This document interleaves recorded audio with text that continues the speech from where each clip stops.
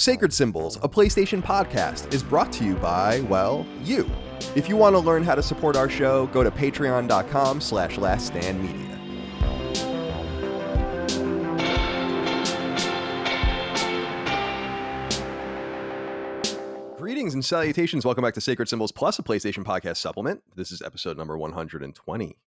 My name is Colin Moriarty. I'm hitting you again, not literally, figuratively, not literally hitting you once again by myself, trying to give the team a little bit of time off, a little bit of time to decompress. The truth of the matter is, and if you're watching the video, you can see I know I look exhausted.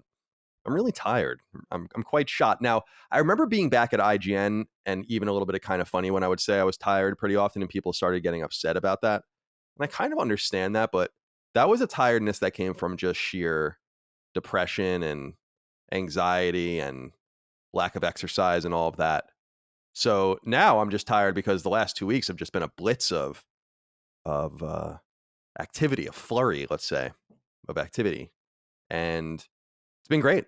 So thank you all again for everyone that came out to the live show. We'll definitely be doing more of those in 2020. So hopefully we'll be able to see more of you in the near future. And I hope you're enjoying the recent episodes of Defining Duke, of course. Sacred Symbols just went up all about PlayStation Showcase, and that was more than 4 hours on video. So please do enjoy that as well. And I thought what I would do today for today's episode is go through the 15 first-party studios as they're constituted.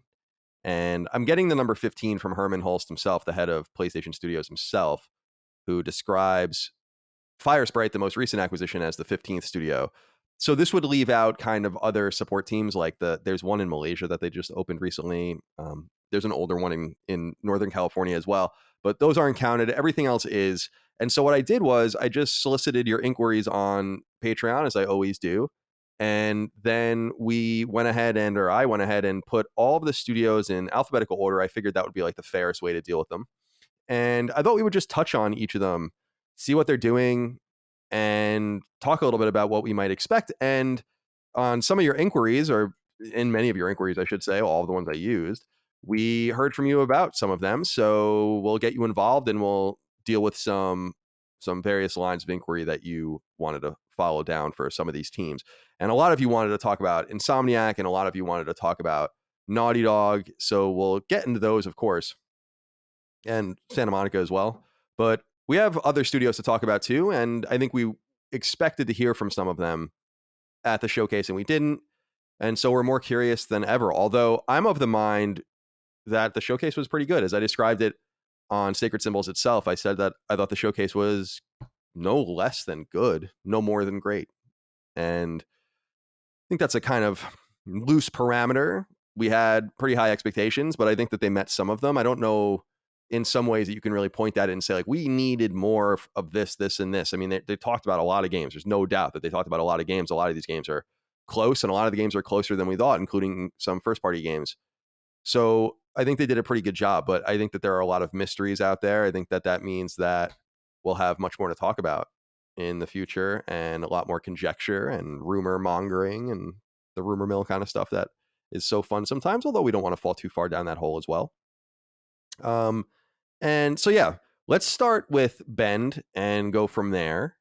And what I wanted to say about Bend, so obviously team used to be called, well, you would know them as Idadic if you played like some of their early stuff, like Bubsy 3D, which is considered one of the worst PS1 games ever, but been known for a long time, for like almost 20 years, as Bend Studio. They're located in Oregon. They've been in Sony's first party for 20 years now, a little more than that actually. And their most recent game was 2019's Days Gone, which I know is a pretty divisive first party product, especially in a generation that gave us quite a few great first party and second party games, like a real critical mass of them, I think, pardon the pun. These guys used to be responsible for more of the handheld stuff. So they did Resistance Retribution, which was a very well considered PSP game from 2009.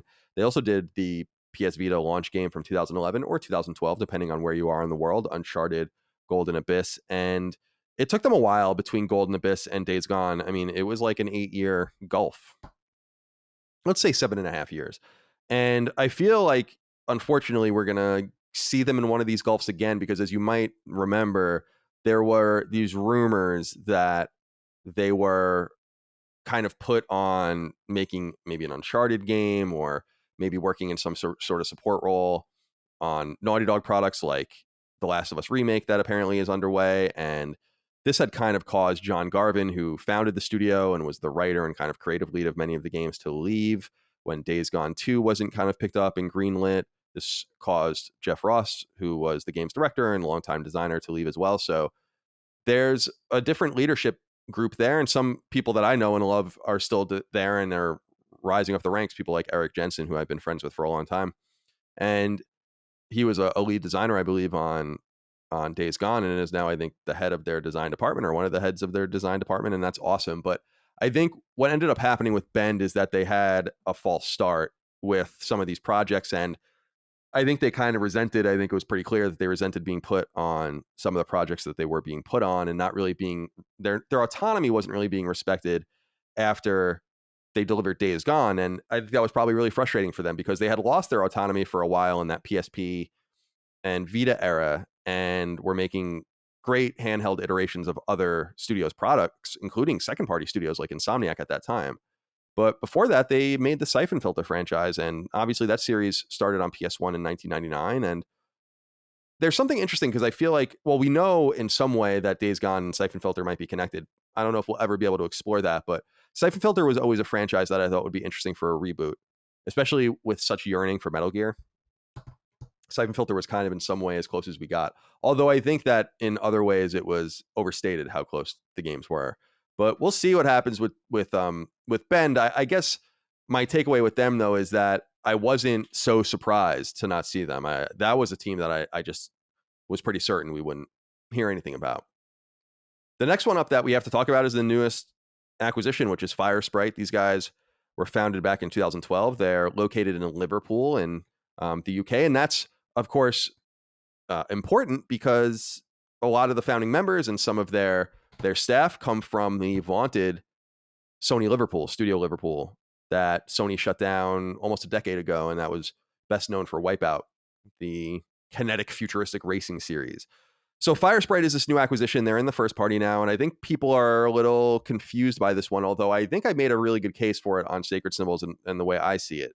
First of all, if you read some of the ancillary interviews that surrounded this, especially an interview that Herman Hulse gave with GamesIndustry.biz, which I was studying, I had noted that he brings up what seems like at least a trio of games that Fire Sprite is making. And in fact, their headcount is so huge, has been talked about in some PlayStation press, that it would be surprising if they were working on anything less than 3 games. They're at about 250 people. And it's been noted, I think Push Square noted this in literal terms, although I was looking at this and noticed this as well, that Fire Sprite's like bigger than Media Molecule and London Studio combined. And that's really interesting. And I don't think Sony Corp makes an investment in headcount like that and taking on all of the debt and responsibility that comes along with that. I don't think you do that lightly. Now, buying a high headcount company in other countries outside of the US isn't necessarily as perilous as it is in the US, because a lot of the taxes pass through in such a way that, you're getting your healthcare, and of course corporations are paying for that as well, but you're just paying for that out of pocket. So in other words, that's kind of an even playing field for all employers there, as opposed to if they came in here and hired 250 people, that would be at a scale where that would probably be like a C corporation or an S corporation, and they would have, fucking 401ks and in other words, all of the stuff that you would just have to take on. It's a lot. And it's a lot to integrate that, especially into a family of studios that are kind of expected to work with each other. So my instincts about Fire Sprite is that we're a ways out from probably seeing what they're working on. Maybe not too far. Maybe we'll see it in the next year. I don't think it'll be released in the next year, of course. But it sounds like, based on Herman Hulse's claims, that they're working on games that are both outside of PlayStation's wheelhouse. And I would think that would be considered like third-person action. Maybe we're getting into third-person open world, certainly cinematic action adventure, and all of the rest. And I think that's exciting, because that opens up a world of possibilities. And as we really know now, they're working on, it sounds like, a massive multiplayer shooter, which is interesting. And it sounds like they're working on some sort of dark adventure game. And for some reason, I don't know if you guys remember it, but the old PS3 launch era second party exclusive Folklore was what came to mind for me. I know it's not that, but that was the like when they said dark adventure, I was like, oh, maybe that's that. It could also be medieval, although I don't know that you'd want to go back to that. Well, Other Ocean just made medieval remake and launched that in 2019, and I don't think it was I don't think it sold very well. I platinumed it. I didn't think it was anything fantastic. The other thing I brought up about Fire Sprite that I think we have to note is they have a connection, and I'm surprised to not see more people talking about this. And we talked about it on Sacred, but they have some sort of connection with Cloud Imperium, and that is substantial because Star Citizen is this interesting ongoing idea with a ton of investment. And I wonder if that has anything to do with maybe like some sort of side pot where whatever that is, whatever they're working on, they're making something. I don't know. It's a Windows game, not like a PC game, but I wonder if that's one of the games. And regardless of what it is, Sony now owns it. So I think we'll see the persistence come back. I think we'll see like a PSVR 2 maybe launch game from these guys, but I think we're going to see more than that. And it's exciting to get some of this old staff back in because I think much like Zipper, much like Big, and a couple of others, this studio, Gorilla Cambridge is another one. This studio was shut down kind of unceremoniously after making a pretty good game for a platform that they were asked to make a game for. And it's not really their fault that it didn't sell well, right? Like it was peculiar when I thought it was peculiar when Gorilla Cambridge was shut down after Riggs and Killzone Mercenary, when it's like, well, they made a VR game and a Vita game. What do you want from them? They made pretty good ones. And I thought the same thing with Zipper, with Unit 13, especially because that game was made in like under a year. It's pretty impressive when you consider it and how late they got dev kits and all the rest. A bit of a mess on that end. So I feel like they need to give a studio a way out. And I feel like Fire Sprite is kind of that studio built in. And what I mean by that is, yeah, make your VR game. It might not sell well. It'll probably be great, but who knows how well PSVR 2 is going to sell. But we'll be able to judge you and your financial bean counter value with like a mainline PlayStation game of some sort. And I think they can have it both ways. I think that you're going to find that with more studios moving forward. I don't know that it's going to get UB art style where like big ass teams are making small games, or big publishers like Ubisoft are making, allowing something like Child of Light to be released. That's like a piece of shit under their shoe compared to Assassin's Creed, but they let that happen. And it would be cool for companies to allow this more. I think this is more where Pixel Opus is, and we'll talk about them in a little while. But nonetheless, I mean, all the ambition in the world could be at Fire Sprite. We just don't know what they're truly capable of as a first-party team. We're going to have to wait. Next up is Gorilla, and I wanted to... Oh, you know what? Actually, hold on a second. I'm looking at my notes. Oh, I'm sorry. Casper Coral, I didn't use your question for Fire Sprite. I should have. My notes are not very neat right now. I apologize for that. But we have Gorilla here. We need to talk about them. I am a little... I don't want to say I'm surprised, because I don't know that I'm surprised to see or not to see anyone. But I feel like if you're going to let Insomniac keep going, right? And they are churning and getting all these games in motion, then it just doesn't belie belief anymore that you would see even a studio on the precipice of releasing a game like Horizon, you wouldn't necessarily not see their next game.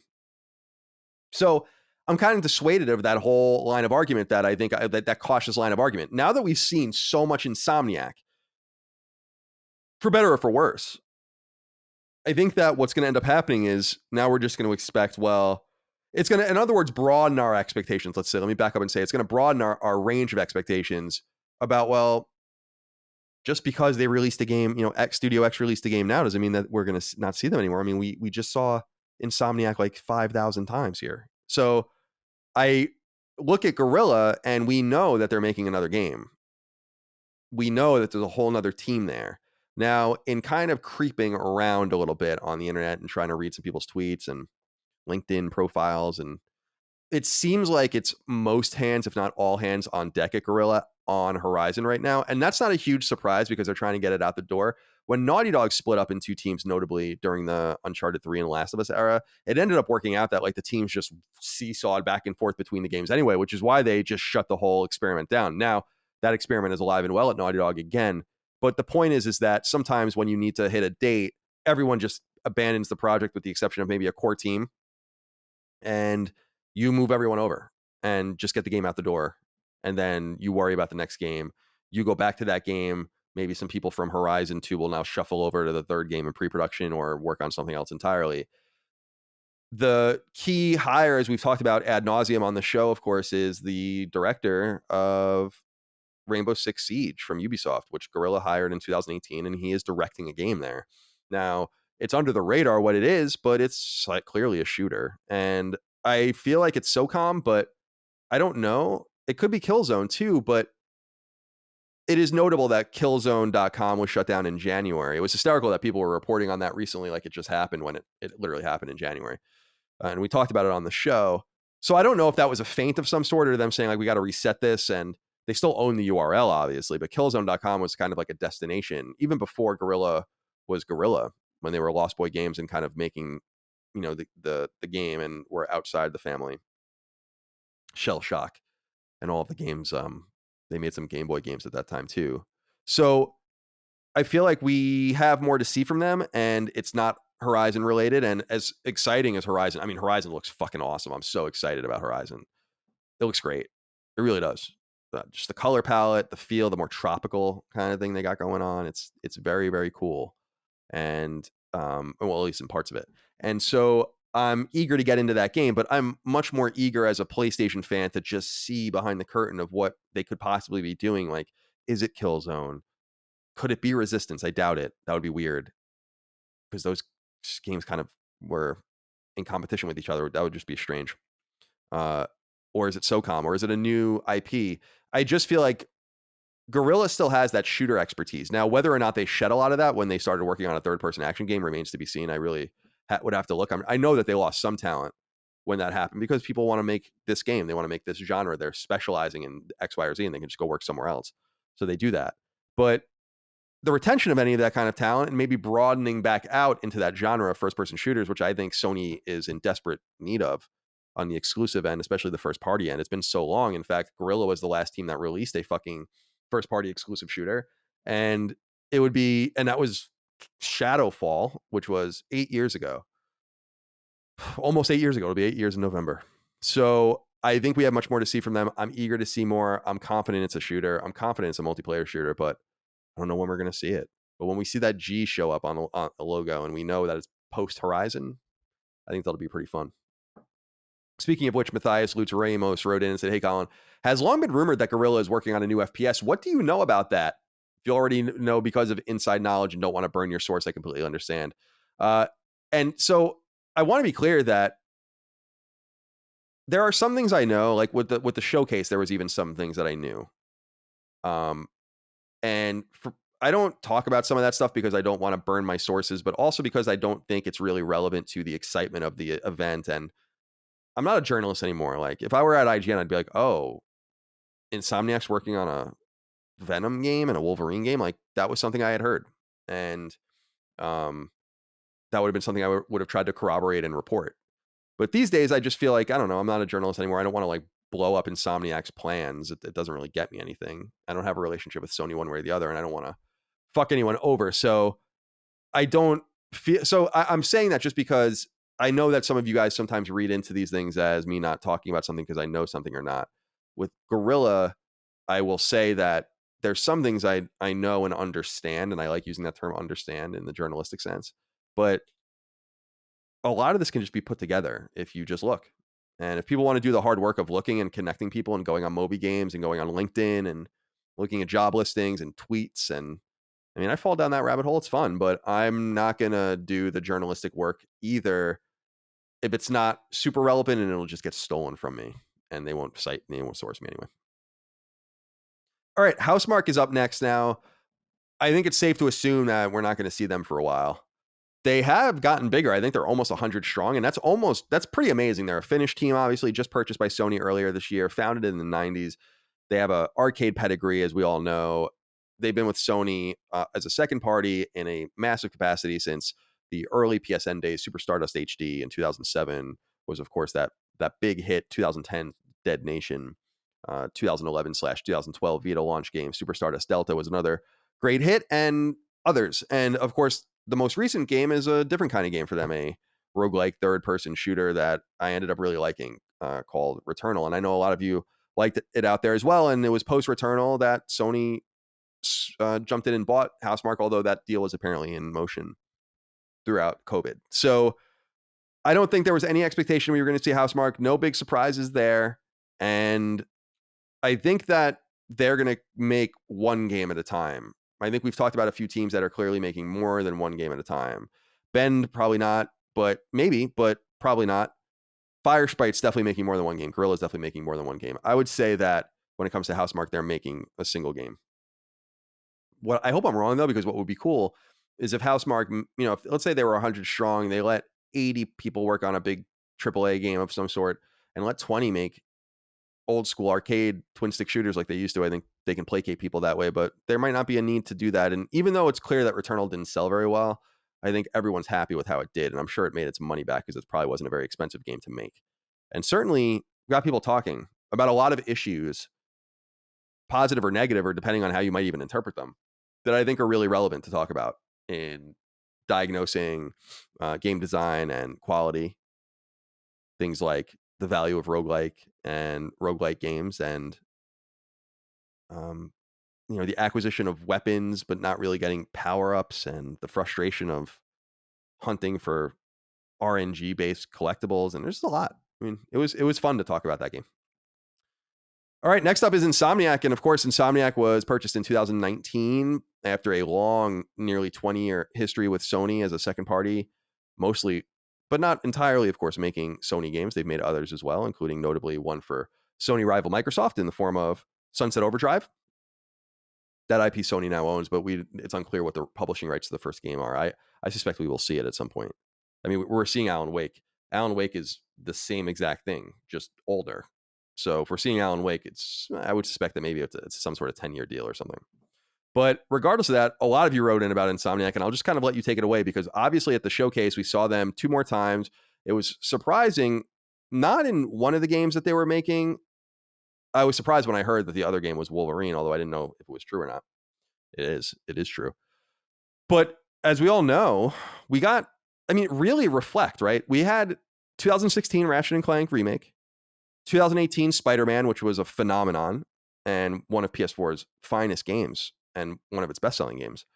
And then you had 2020's launch game on PS5 plus PS4 iteration of Miles Morales. And there was some DLC support, of course, for the original Spider-Man as well. So you have that in 2020. 2021 is Ratchet and Clank a Rift Apart, which is, I don't know, 2 months old now or something.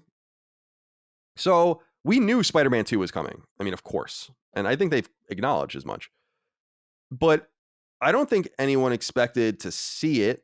And I don't think anyone expected there to be another game. And it really is incredible. So with that, let's just talk about what you guys want to talk about here.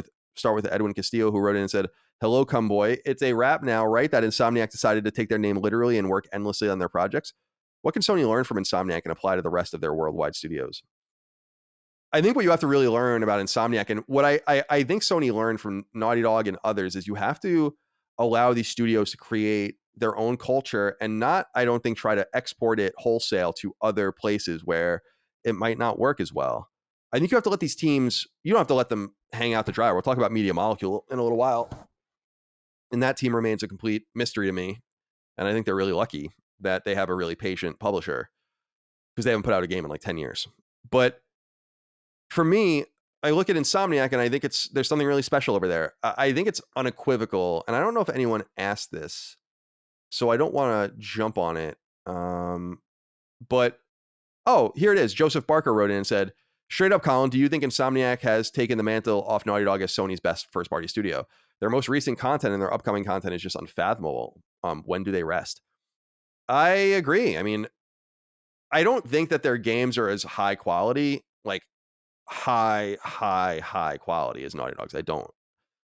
But they're exceptional. And it's awesome. So I don't think there's any doubt that they're the most important team now and the team to beat. And that might be exactly what the doctor ordered for Naughty Dog. I think like getting the attention taken off of you, I think that could be really helpful. And so I don't think that Naughty Dog necessarily would look at people saying that and being like, "Oh, that's a bad thing." It's like it's better to work in quiet, right? It's like in football when a team is quietly good and no one really is paying attention to them, they can sneak up on teams.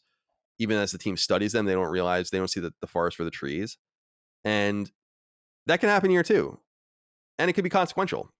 Certainly in the financial realm where you're trying to buy and sell teams or buy really teams and expand and nurture IP and licenses. It's very complicated, and Insomniac is obviously threading the needle better than anyone right now. Jacob wrote in and said, "How the hell did Sony get Insomniac for under $300 million? That studio has been on a crazy quality, quantity output and is the pulse of the PS5." Yeah, and he says that it'll seems like that will continue. I agree. It is incredible, and it makes you wonder with that price. I mean, you say under $300 million. They acquired them for substantially less than $300 million. It was $229 million. Someone had written in, actually, it was a great point, that that's like 3% and change what Microsoft paid for Bethesda. Now, Bethesda comes with IP that have inherent values. Insomniac doesn't. They own some IP, but they're worthless. Fuse and Overstrike and all that kind of stuff. I mean, no one cares about that. Song of the Deep. But they obviously have a very well oiled relationship with Marvel, to the point where you would imagine that Marvel would have been interested in just buying them, right? Or Disney. And I think Sony getting in there at such a discount price is amazing, because it makes you wonder. I know for a fact that Sony has tried to buy them in the past. It makes you wonder what paltry amounts they were offering in the past for them, because Ted Price is a great businessman and was holding out. And as I've said before, I mean, the guys that founded Naughty Dog told me in an interview with them that they regretted selling to Sony for so cheap. And we don't really know what they paid, what they got. My theory is that it's less than $50 million. And that's a lot of money, but it's really not when you consider what Naughty Dog is, and if they held on to Naughty Dog, what it would have been worth. So to see Insomniac go for $229 million does seem like budgetary, and I don't know how that's possible. I think what ended up happening, though, by the way, and this is I'm just kind of going on and on here, but I think Ted Price explored and didn't like what he found when he went out on his own. When he wanted to retain IP and create their own identity and get away from Sony a little bit, I think that kind of blew up in their face. And I think they realized how good they had it as a second party and then a first party, where they just don't have to worry about things like finding the next funder and finding the next idea and blah, blah, blah, blah, blah. Like, they can just create games, and they're just not under so much pressure anymore. So that might have been worth the cost of admission for Ted and his other partners to say, like, fuck it, we'll sell. And they all walked away with tens of millions of dollars each. So there's certainly nothing wrong there. Dominic Brandt wrote in and said, "Greetings, Colin. I'm going to cut to the chase. What are they putting in the water over at Insomniac that allows them to crank out so many games at such a high bar? And could this be a glimpse at what's to come at some other first-party studios expand and work on multiple titles at once? Love the show and keep up the great work." Well, this is kind of branching with what I was saying earlier, Dominic, but the reason I wanted to bring up your comment as well is because I want to remind people that Sony did say that they were going to invest outside of studio acquisitions. We don't know how much they paid for Fire Sprite. We don't know how much we paid for Nix's, et cetera. I think we'll find that out in the financials later. But we have to note that Sony already said, I think I'm thinking now, earlier this year, I want to say that they were going to invest more than $200 million into teams that already existed. So above and beyond the boundaries of the teams and how they expand their land, civilization style, within the boundaries of the fence is in the wall is more money being invested in teams that already exist. And so that's where Guerrilla's second team comes in, I think, although that's been funded for some time. But it's a good question, because I think a lot of that funding goes into these Insomniac games. These are $100 million plus games, easy each, and probably more expensive, maybe more like 150 each, and they'll make that money back. But that's eating up a lot of costs. And so I think you're going to see this sort of expansion with other teams. I just think it's got to be more measured. Like, I think some of that money went to Naughty Dog. I think some of that money went to Sucker Punch. I think some of that money probably went, well, certainly we know went to Guerrilla, as we've talked about ad nauseum here as well. So, and I've been saying ad nauseum. So yeah, good question. I think the answer is yes, but I think we have to differentiate very carefully between, and this is what the earlier question, not Dominic's question, but the earlier question was asking was, exporting culture is different. Exporting money and seeding potential is a more even thing, I think. Bono Clay wrote in and said, "Hey, Colin, what would PS5's launch and first year have looked like if Sony had not acquired Insomniac? That studio was absolutely key to their launch and first year in general. In retrospect, going without them probably would have wrecked their current momentum." Maybe I don't know that it would have looked any different because I think the second party relationships would have still persisted. I just think it would have cost Sony a lot more. And Insomniac would no doubt be courting so much other interest after Spider-Man. I think after Spider-Man, Sony looked at that and was like, we can't, there's no more fucking around with this. Let's just grab these guys now. And I think they did. I think they just sat down at the table. The evidence was clear. They worked together fastidiously on a trilogy of different IP in Ratchet, Resistance, and now Spider-Man. And the writing was on the wall. Insomniac is incredibly talented. So would things have looked different? I don't think so. I think we would have still gotten Ratchet. I think we would have still gotten Spider-Man, Miles Morales. I think we would still probably be getting these other games. Maybe not Wolverine, because maybe Insomniac would have been courted by someone else and that game would have been made for another publisher. I mean, who knows? But Sony squashed all of that. And so unfortunately for those that are interested, we'll be none the wiser at those possibilities. But I don't know that things would have looked different per se. I think that the books would have looked a lot different for Insomniac, maybe in their favor. But again, selling out when they did, and I'm not using that pejoratively, but selling out when they did, I think was the wise move, again, because I think it just removes so much stress from the operation and allows them to create. But seeing where they are now, I wonder if they would have maybe wished they held on, because I think their leverage is higher than ever. And again, that's maybe, I don't know if you're going to pay $1 billion for Insomniac, but I think $500 million or more at this point would have been a much more reasonable price. So I'm sure Sony is thrilled. Next up, and I don't know that we have too much to say about them, but London studio, founded, of course, in the early PS2 era, and at one time the really notable house of some sub-teams, very Team Eco style sub-teams like Team Soho that made The Getaway and others. But these days they're best known for their more casual games and certainly their PSVR games as well. But these were the guys behind SingStar, and they did Blood and Truth in 2019 on PSVR, which was pretty well considered. Now, we don't know exactly what they're working on, but I would assume it's a PSVR 2 game, and I would assume it's a PSVR 2 exclusive, although I don't think have a great idea as to their headcount. We know that they're smaller combined with Media Molecule than Fire Sprite, so you're assuming the headcount is probably between 100 and 150. But that's enough to maybe make 2 of these games, and I think that they're very technically focused as well. So I would assume 1 game at a time, and it would be a PSVR game, PSVR 2 game, maybe cross-gen. I would love to see London Studio get a game, though, on, like, they haven't made a game for everyone. Well, that's not true. They make games for everyone. They haven't made a game for the core audience. Let me say the exact opposite in many years. Many, many, many, many years. Okay, Media Molecule's up next. Media Molecule, of course, founded in 2006 and then purchased by Sony in 2010 during the Little Big Planet era. And of course, their 2 games, Little Big Planet and Little Big Planet 2, are critically acclaimed PS3 games, very important to the creative aspects of the console, released in 2008 and 2011 respectively. And of course, again, they released Tearaway on Vita in 2013 and again ported it to PS4 in 2015, but that was a small team that made Tearaway and ported it. So they've been otherwise working on Dreams for a long time. And Dreams, of course, entered early access in 2019 and was available to everyone to purchase and play in 2020. And I think this is just a completely ill-conceived project. I understand what they're going for. And, well, let's hear from the audience and see what they have to say. Tyler Webb wrote in and said, "I've just got to say, what the fuck is going on with Media Molecule? Do you think they have something else besides Dreams? If not, was this all some failed gamble at the creator market? They want that Roblox energy, but it's just not happening. How long do you think Sony will leave Media Molecule alone, and do you think they will get shut down if Dreams doesn't pick up traction?" I feel like in some way, Tyler, it's clear that Sony favors Media Molecule, because while others were releasing games and not even getting games out the door, remember, we told the story on our show of the Manchester studio that didn't even get a game out of pre-production before getting shut down for PSVR. Media Molecule clearly has room to work. And I don't think anyone questions the incredible level of creativity and even execution in that creativity, but you can't force a market where one doesn't exist. You don't create Roblox and say, like, I want Roblox to be Roblox. Like, and that's creating dreams. The best way to create something like dreams is to say, we want dreams to be like dreams. And that has to be something you define.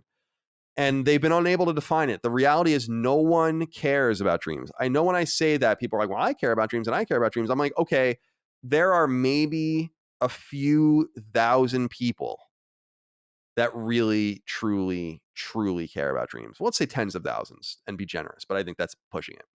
And a first party studio with a headcount of Media Molecules, you just expect more delivery from them. And I'm frustrated because I want to see what they can do when they make a game, not have us make a game with their tools. And Jeff Scott wrote in and said, what studio do you think has most to prove? Whether that because they've missed the mark with previous games compared to other studios, or we just haven't heard from them relatively recently. Curious to hear what you think. I think, Jeff, that Media Molecule has to be the answer. I don't know what they're doing. I have no idea. I would be thrilled to see their logo pop up and they make a real game again. And I'm not talking Little Big Planet, which is kind of with Sumo Digital now and really waning in interest. What's the next big thing that they can do? Now, Dreams isn't out of control because they had the whole play, share, create, whatever thing. They were really the impetus for that. Little Big Planet and Little Big Planet 2 focused on that. And there's a lot of drama around those games right now because they've been basically shut down and can't be played the way they're ideally played, with people interacting and sharing and everything, because of some piracy and, I don't know, some hackery, let's say. So I think they have the most to prove, and I find Media Molecule's whole shtick incredibly frustrating. And it's not because, well, let me back up. They need guidance, and maybe they're receiving it, but it's bad guidance if the guidance led them to Dreams. Dreams is never going to be, I don't want to say never. You don't want to put absolutes in there. It's incredibly hard to believe that Dreams ever becomes anything. How is that going to happen? Even if you release it on PC, why do we believe that that would matter? We hear that argument sometimes. Chris makes that argument. I think it's salient in some way, but at the same time, why do we assume that releasing it on PC, where it's just way more crowded, is going to make any difference? If the PlayStation audience doesn't care about a first-party game like Dreams, and that's really the thing. Sony's fans, they show up, especially in the PS4 era. They didn't show up for Dreams.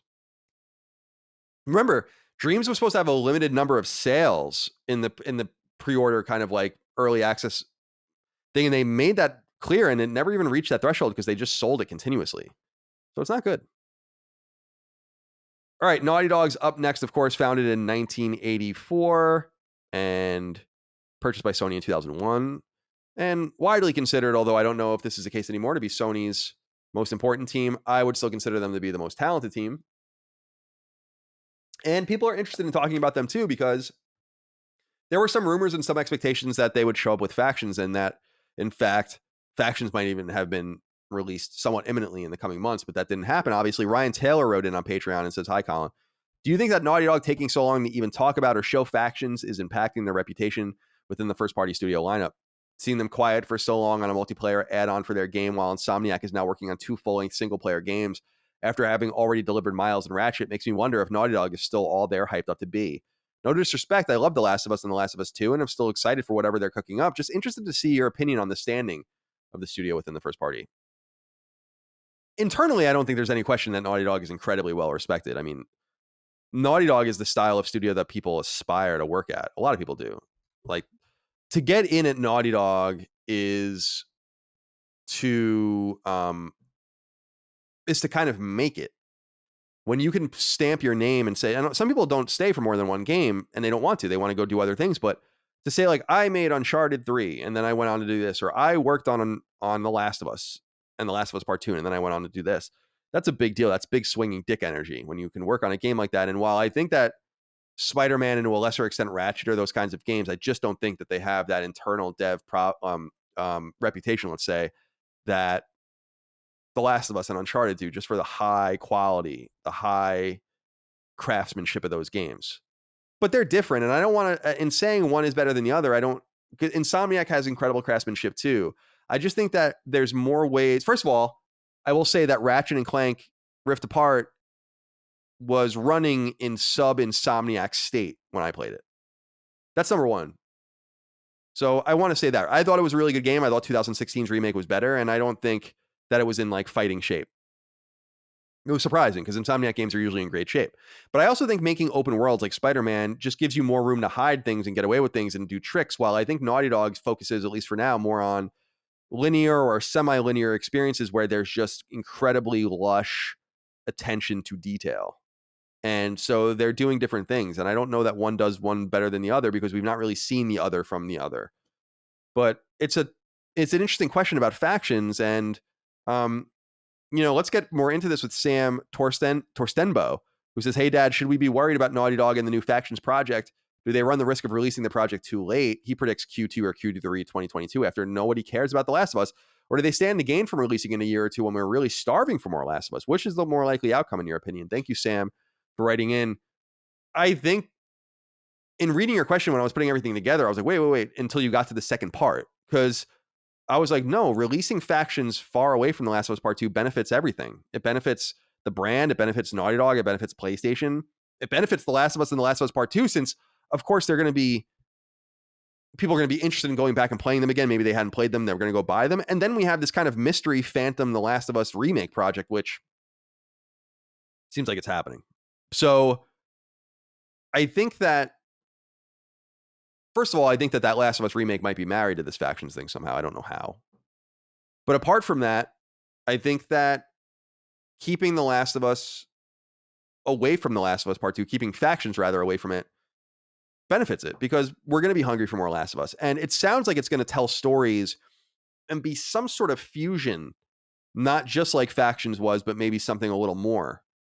And so it might scratch that itch for us with a narrative thing too. And that's what I'm kind of hoping. I'm kind of hoping Factions is somehow playable offline. Although I must admit I will play it online. Nix's is up. I didn't even include them initially when I tweeted, or not tweeted, but put on Patreon the list of studios that we were going to talk about. This is, of course, a Dutch studio Sony purchased earlier this year, and they're specifically just dealing with PC ports.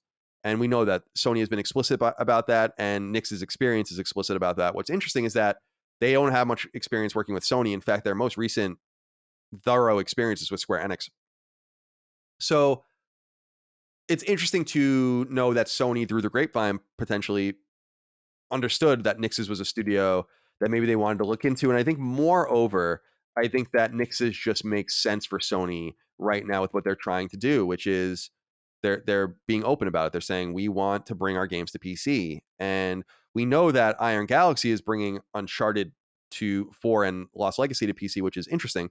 You would have assumed Nix's was doing that, and maybe that's how that relationship was struck up to begin with. But it just, because we know that that's happening, it actually just opens up even more possibilities. So I don't think there's much to be excited about with Nix's if you're a console gamer. I think that if you're a PC person who is dying for PlayStation content on Steam or Epic Game Store or whatever, then Nix's is your team. Next up is Pixel Opus. This is a Sony-founded team from 2014, kind of an incubated team at their headquarters in San Mateo, outside of San Francisco. And of course, they released 2014's Entwined, which was fine on PS3, PS4, and Vita. And then in 2019, they released the much more acclaimed, although I think still fine, Concrete Genie. This is certainly Sony trying to harness, let's say, that game company essence.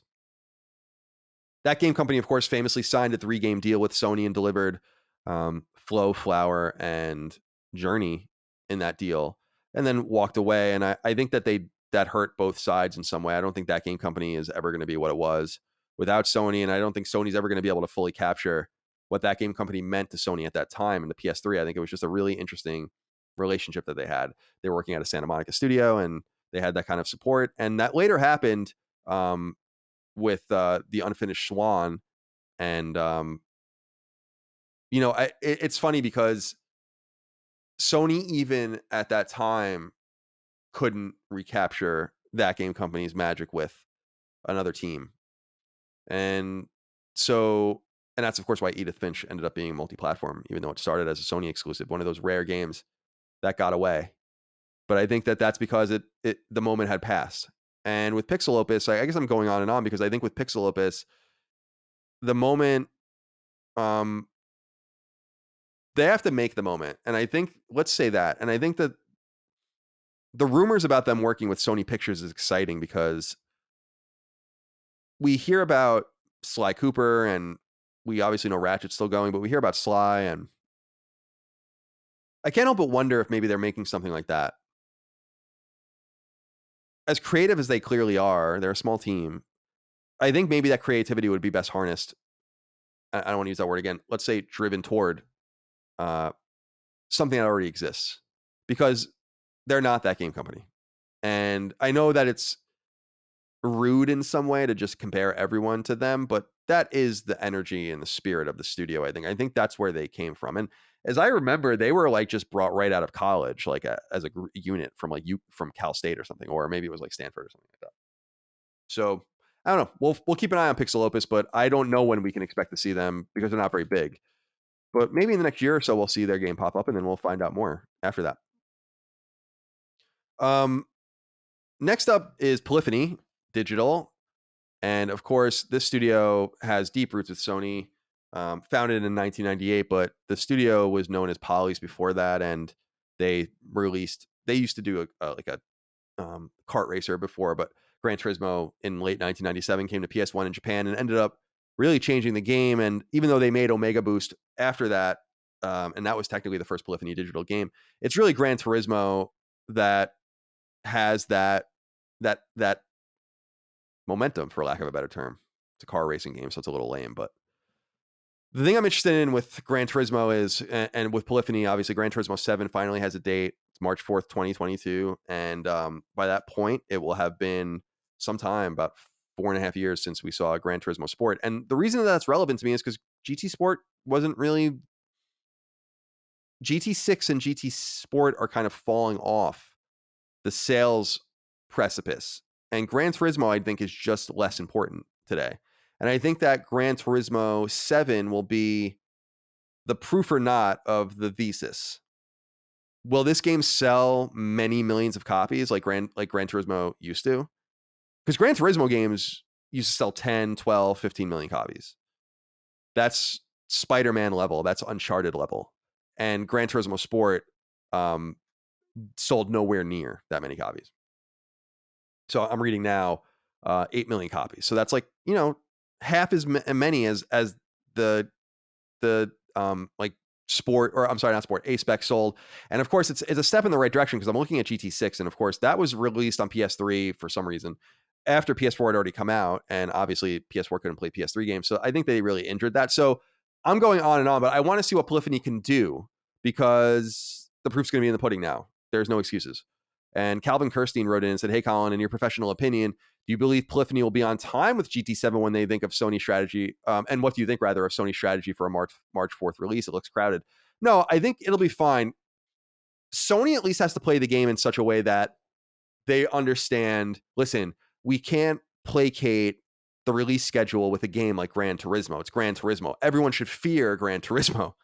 And I don't think that's the case anymore. But I think racing fans are so specific, and they get so few games that are of like a very high quality, like a Forza mainline quality or some of the Codemaster stuff, just as an example, that I think people will be there even if it's Christmas Day or Thanksgiving or whatever they're going to play.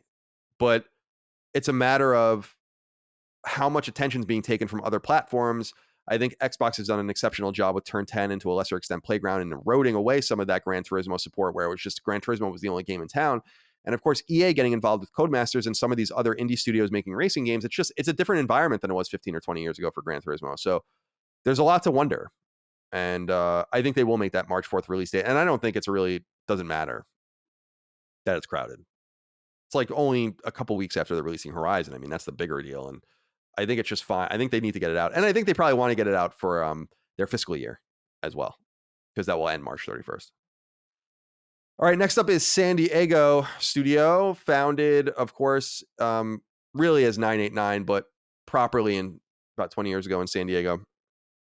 989 Energy, that old 989 Sports Energy is there. And they're best known, of course, for their annualized, very well respected, and now multi-platform MLB The Show baseball series. But before that, they used to actually make basketball games and did some other stuff, and we're going to talk about that in a moment. But I think people are kind of intrigued by what they might be doing outside of that with their so-called virtual art service group. And Kendrick Lukenbach wrote in, said, "Hey, Colin, few people know or discuss the team in San Diego VASG, or Virtual Art Service Group. They're joked about as Naughty Dog South, as they were rumored to be working on Uncharted and now in a rumored support role on The Last of Us remaster for PS5. What would you want this team to do next? I personally would love to see them work with Jack and Daxter, Sly Cooper, or Infamous. Whether a remaster or reboot route, I would love to see them putting out games every couple of years for Sony. We'll see. I guess I really don't know what I want them to do because we don't really know much about them. And it's also important to note that they've lost most of their high-level talent because they were floundering for so long. And we discussed this on the show a few times, but they were floundering for so long with these various Naughty Dog-led projects when they really wanted to make something else. And they still exist, but a lot of those guys are elsewhere now. So I don't know what I want them to work on because I don't really know what they're constituted to work on. If they're really just there in a support role, that's great. The Visual Art Services Group, that's great. That's a glamorous ex-dev style team. They don't need to get the credit. I think that it would be exciting for Sony to invest in a team, whether internally at another studio or maybe in a Nix's style acquisition that deals with ports, that deals with remasters and all of that. Nix's ports games to PC. So what about a studio that ports and remasters games, older games for PlayStation? And Nix's might be able to do that, and maybe they will, but that seems like a weird use of their time when probably their focus is going to be on getting the package from the developer that released the PS4 and PS5 game and bringing it to PC over and over and over again. They're a service like that. So it's unclear, Kendrick, like what they can do because we just we don't know. And I think the more exciting opportunity here is what Brent Hooper wrote in and about, and he says, "Greetings, Colin. Now that MLB The Show is multi-platform, do you think Sony would be interested in having an exclusive sports game only available on their consoles again? Maybe see if the team at San Diego Studio would like to take a stab at a different sport and see if they can excel at it like they did with baseball. I recall back in the early days of PlayStation and even PS2 and PS3, there were multiple NBA and NHL games exclusive to Sony consoles. Would you be interested in seeing other games on the store shelves to compete with the likes of EA and 2K for sports game supremacy? Thanks for the content and love the show. Love that you show this audience. Thank you." So I don't remember any exclusive hockey games. I could be wrong about that. But of course, that NBA license was with San Diego Studio. It wasn't exclusive. The MLB license, I think, ended up being a more lucrative find for them because it was exclusive. And you have to remember that this was at a time when the Madden franchise was famously, and FIFA too, I mean, as a licenses, these licenses are nailed down by respective publishers, EA mostly. So Sony, I think, was like, well, we should invest in giving our resources to MLB, the show, because we have it exclusively and we should make sure we care for it. But there is something about losing that exclusivity and clearly being put against the wall by the MLB and being, I'm sure, tacitly threatened with losing the license completely if they didn't put their games on multiple platforms. It would be fun for them to explore something else. I just don't know if there's money there because I think that my mind goes to basketball, but basketball is already very well taken care of. The reason the show did so well and ended up garnering such an audience was, even when they were competing with 2K at the time, was because their game was better. To jump in against NBA 2K, I think, would be pretty perilous. I think Visual Concepts is a pretty good team. And remember that EA even has a hard time getting their basketball games out, and they're very well funded because they don't want to put out why even bother if it's not going to be as good as NBA. So it's a nice idea in the main, but I don't think that that's going to be what ends up happening. Although I do hope that we end up seeing that San Diego Studio logo at some point before a game that they made internally, totally in totality. So not like a Zendagi fucking PlayStation Move game or something, but something that they made themselves and not Kill Strain or something, but like a AAA game. It would be nice. All right, 3 more teams to talk about. Next up is Santa Monica Studio. We did see Santa Monica Studio. We know that God of War Ragnarok is coming in 2022 to PS4 and PS5, although kind of vague on when. I would assume maybe around this time in 2022, but we don't know for sure. I wasn't surprised to not see them. I think that otherwise, of course, for some reason, people forgot that they have another team, though. I think that they've been talking about this pretty openly. And Adam wrote in and said, "Hey, Big Papa Colin, I was super happy with what Sony will be offering me in the coming years. This show excited what I thought it was going to be, and then some." I don't know what that means. "The real surprise for me was Cory Barlog won't be at the helm for God of War. Can you tell us what his replacement is, who his replacement is, and speculate about what Cory will be working on? Thanks and have a great day." So I was a little surprised that some people didn't know this, but I thought that Cory was pretty open that he wasn't directing this game and that they were working on something else. Santa Monica and its reputation internally has fluctuated a lot, up and down and up and down over the years.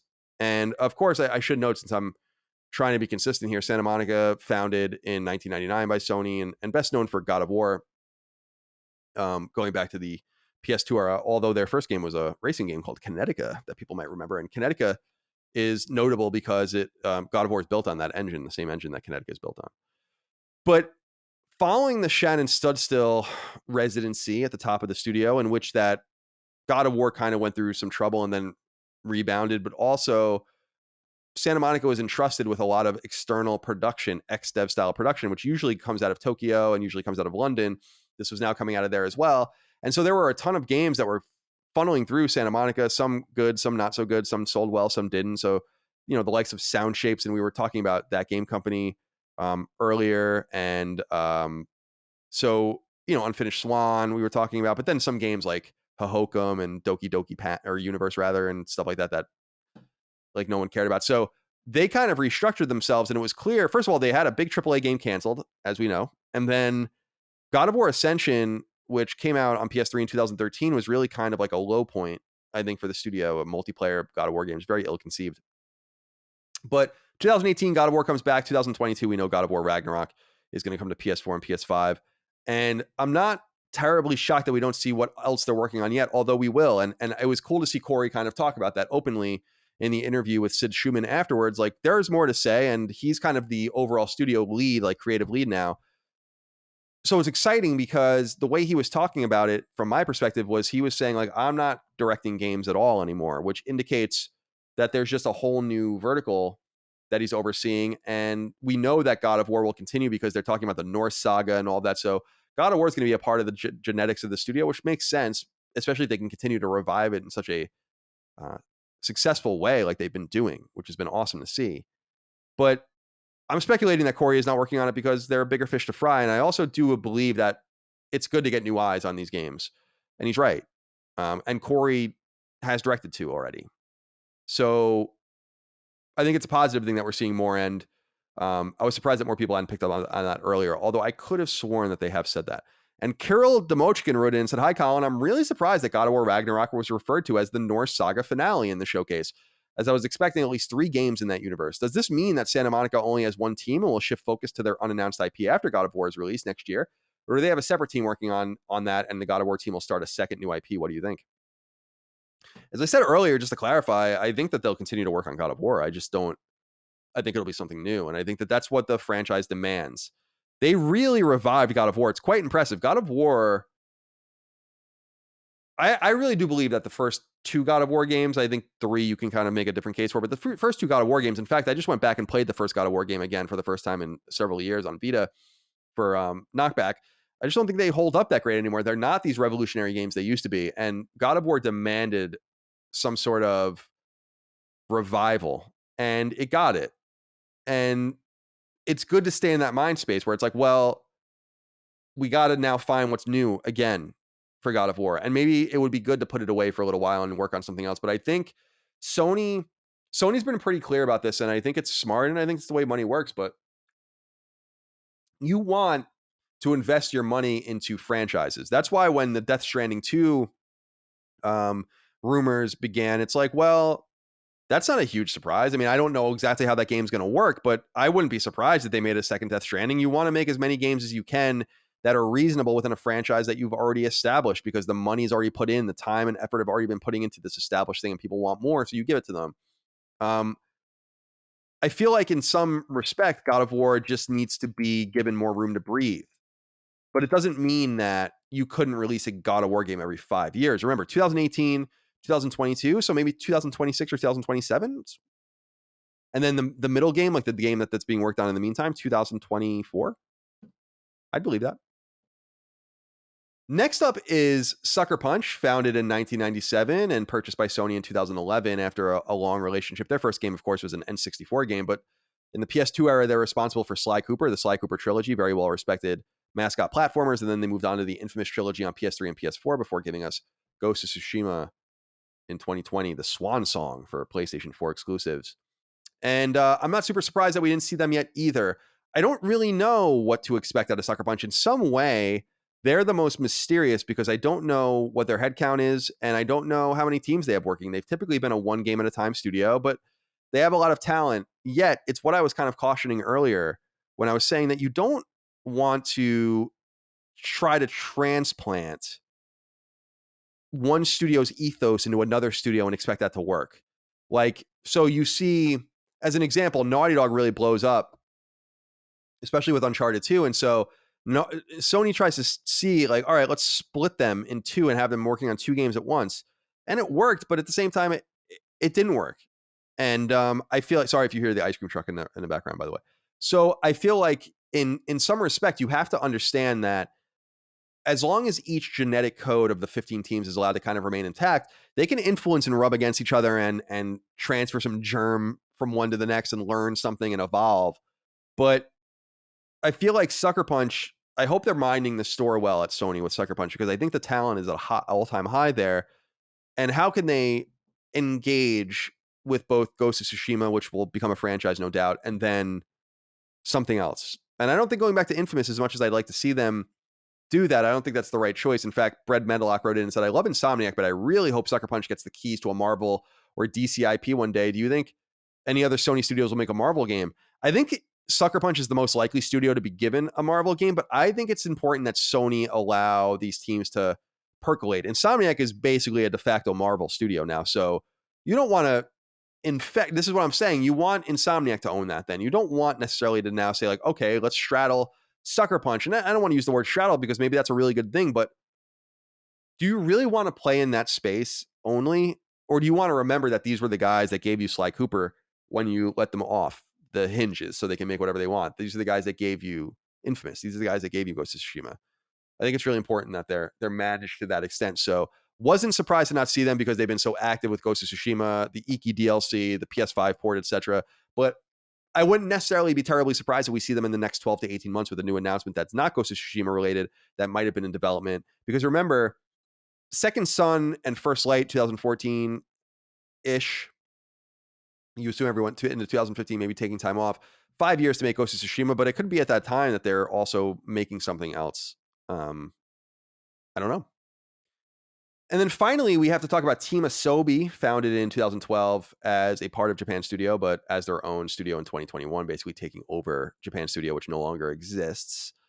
We got Astrobot on PS5 from them, and they're a really interesting and talented and cute team. And, they worked on the Playroom and Astrobot's Rescue Mission, of course, very well regarded platformer on PSVR from 2018, but I don't know that we'll see anything from them anytime soon. And I actually have an interesting question here from Adam Caruth, who says, hey, Colin boy, I think one of the most interesting announcements that we haven't heard from yet is Team Asobi. Their talent and love of the PS brand is undeniable at this point. Which would you rather see from them, a full-fledged Astrobot adventure or a brand new IP? I think I would personally like to see them continue to exist in the Astrobot universe. They have an IP there that's cute, childlike, and I think important to kind of corner that market on PlayStation where you can. And that they already kind of have built in the celebration of the brand, I think is really, really sweet. And it was cool. I really enjoyed the PS5 bundle in. So I think that they should stay there. And I think Sony needs a mascot in some way. And I don't think it's got to be, I don't want it to be a humanoid. I don't think it should be a humanoid. I don't think Ratchet's big enough. And I don't think, something like Toro, which they tried for a while, was cute, but that's more about Sony overall. Could Astrobot be that character? I don't know. I think he could be. I'd be interested to see an Astrobot game. First of all, I think that you'll see him on PSVR 2, and that's probably what they're doing. But it would be interesting to see a PlayStation 5 AAA $70 Astrobot platformer from Team Asobi. Let's see how that does. And if people will be out there to support it, because if it's a game, imagine a game with the density of quality of that pack-in with PS5, but spread over 15 hours. That's incredible. I mean, I want to play that. I would definitely want to play that. So we'll see. So that's basically all we have here. There are a few questions that I wanted to just go over as we wrap up. Just going over a few things that people wanted to say. And I remember a lot of people wrote in wanting to talk more about specific games and all that. We discussed that on Sacred Symbols. I really wanted to talk about the studios themselves as I set up kind of an assessment of them And then I think at the end of the year, we'll kind of rank them. We'll get everyone together and we'll rank them based on where we think they belong. But Frank wrote in and said, hey, Colin, is it time to finally start assuming that the accidental Bluepoint acquisition tweet a couple of months ago was actually an accident? With the announcement of Firesprite joining PlayStation Studios with no announcement at the showcase, it's looking more and more like that tweet was actually a mistake. Thanks for the consistent content and keep on keeping on. It could be, but it's just so hard to believe, right? Like, I don't understand how that's possible. It reminds me a lot of the Abandoned stuff where, yeah, it could just be a dude way in over his head, but I just don't know how it even gets to this point logically. And I feel the same way with that. Like, how do you make the wrong art with the wrong logo, the wrong game? That's incredible. I don't understand. And I know that it's been kind of like Bluepoint's come out since then and said, like, we're independent. And obviously Sony has not put a ring on it, at least publicly. So was it a mistake? I mean, maybe, but how? See, I need to know that. And I wish Sony would just say something. Like, why can't you just say it? That was a mistake. We didn't buy them. That would put it to rest. I don't know. I find that a little peculiar.